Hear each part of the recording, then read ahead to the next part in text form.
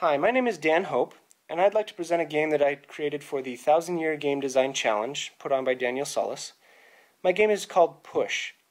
The whole point of the game is to create something simple that has a lot of underlying complexity so that it's fun to play even after you've mastered the game. It's a game for 2 players played on a 15 by 15 square board, so it's easy to create your own, and each player gets 10 pieces. Decide who gets to go first and then take turns, and during each turn a player gets 3 moves. A move is simply moving a piece 1 square in any direction, up, down, left, right, diagonal, whatever. And again, each player gets 3 moves per turn. There are 3 terms that you need to know in order to play the game of Push. The first is called the buffer. Opposite colors cannot be adjacent to each other. That's not okay. They have to have a space in between them, at least 1 square, that's called the buffer. Same colors can be adjacent to each other, but opposite colors must have a buffer in between them. The second term that you need to know is called the push. Because opposing colors can't be adjacent to each other, when they move adjacent, it pushes the opposite piece. For instance, if blue moves into this square, it pushes red away in a straight line. Even though 2 pieces have moved, this is 1 single move for blue, and it doesn't take a move for red either. 1 move for blue pushes red away. And the push, it always happens in a straight line. For instance, if blue comes from this direction, it pushes red in that direction. Create a straight line between the 2 opposing pieces. Push from this direction, moves it that direction. The third term you need to know is called the pinch. This is where the game really comes into its own. This is the meat of the game. When a piece is pushed into a position where it can't create a buffer, that's called a pinch. For instance, in this scenario, red is fine because it has a buffer on both sides. But if blue moves here, it pushes red here, but it also needs to create a buffer against this other blue. There's nowhere for it to go to create a buffer on both sides, so it's pinched and it's removed from the game. The game is played in this way where both players are trying to pinch the opposing player's pieces, and whoever gets down to only 1 piece left loses. There are actually 3 different ways to create a pinch. The first is as shown between opposing colors, or you can also pinch a piece against its own color. Remember, this is okay because there's a buffer, but if blue moves here, red has nowhere to go even against its own piece, so it's pinched and it's removed from the game. This red is still okay because it has a buffer, but if blue has another move, it can still push it. And the third form of pinch is against the side of the board. If blue moves here, red's pinched because it needs to create a buffer, but it has nowhere to go. This can also happen diagonally. If blue moves here, red needs to move diagonally, but it has nowhere to go against the side of the board, so it's pinched and removed from the game. This is how the game moves forward, each player maneuvering to try to pinch the opposing player's pieces and get rid of all but 1. The game, though, requires a lot of spatial analysis because you need to stay apart from yourself so that you're not too vulnerable for being pinched against yourself, but you also can't be too spread out because that also makes you vulnerable. And you need to pay attention to where you're going to end up at the end of your turn. For instance, if blue moves 3 spaces at the beginning here, it pushes red away, but it also leaves him vulnerable on red's turn coming up. Only needs to make 3 simple moves to pinch blue. So the point isn't just to rush right in and try to make as many pinches as possible.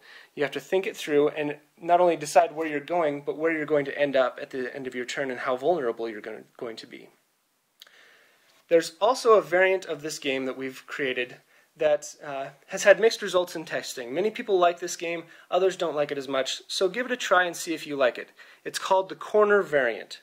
It's exactly the same gameplay except that the 2 corner squares become special. If either player occupies those squares with a single piece, they automatically get 4 moves per turn. That doesn't sound like much at first, but in a game where space is at a premium, 4 turns can actually get you, 4 moves can actually get you pretty far in a single turn. It can even open up opportunities to get 2 pinches in a single turn. However, it also changes gameplay entirely because not only do you focus on offense, trying to pinch the opposing player's pieces, but you also need to be concerned about defending the pieces in the corner.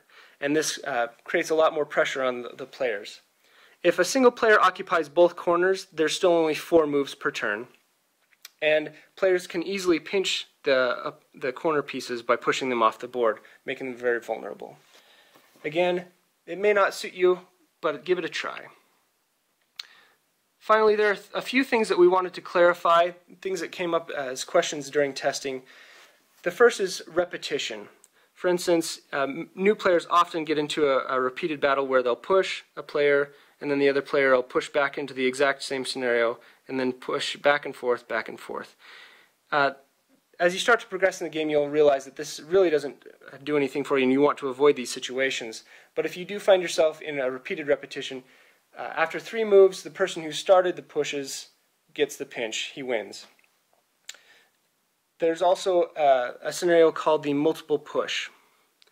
Say this is only an example scenario, but there are many ways for this to happen. But suppose that blue pushes red here.